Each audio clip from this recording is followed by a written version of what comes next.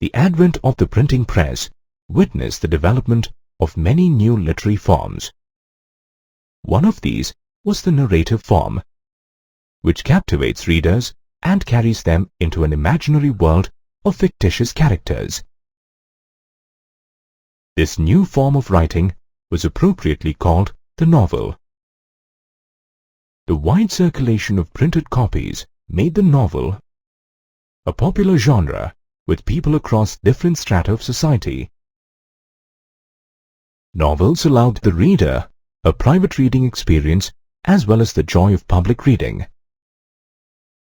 Initially, the cost of publishing novels used to be very high, so they were beyond the reach of the poor.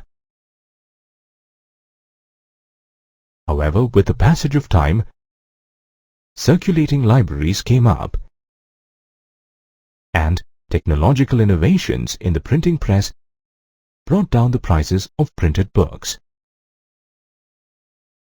As a result, the novel became one of the first mass-produced items to be sold. The first novels were written in the 17th century, but they actually blossomed in the 18th century. The aristocrats, gentlemanly class, and the upcoming lower middle class became the first readers of novels in England and France. The novel allowed the writers to be financially independent.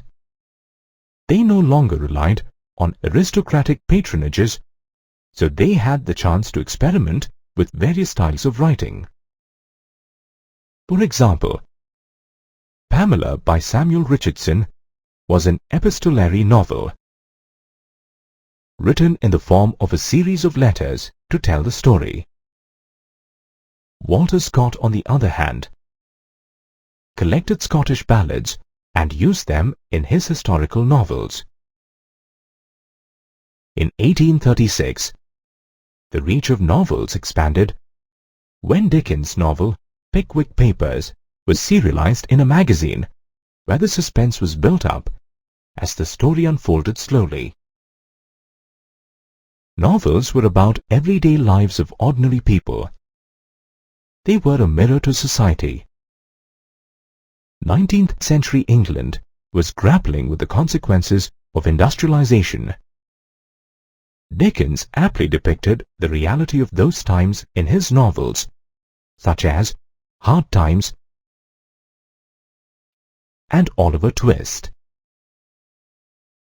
Crowded cities, underpaid workers, homeless children, and industrial capitalism became common themes in his novels. Similarly, Emile Zola explored the miserable lives of miners in his novel Germinal. Novels also talked about the fast-vanishing rural world. Thomas Hardy, another famous author of that time, blended the spoken and the classical language, as a result bringing different people on a common platform. The Mayor of Casterbridge is one of his famous works. The rise of novels also witnessed the active involvement of women as writers and readers. Many novels explored the world of women, their experiences and problems. Jane Austen and Charlotte Bronte, famous for Pride and Prejudice, and Jane Every were great writers of that time.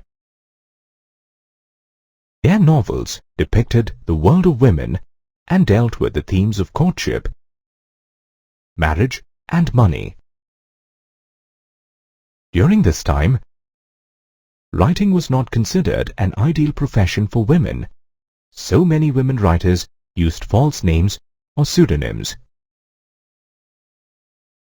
Mary Ann Evans was the popular writer George Eliot, while Emily Bronte wrote under the pen name Ellis Bell.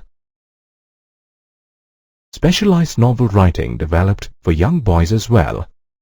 They aroused the adventure of visiting and conquering new lands.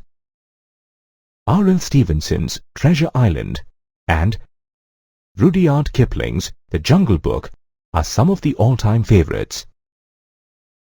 Due to its engrossing plots, varied themes, lucid language, and easy accessibility, the novel flourished and became an ever-evolving literary form.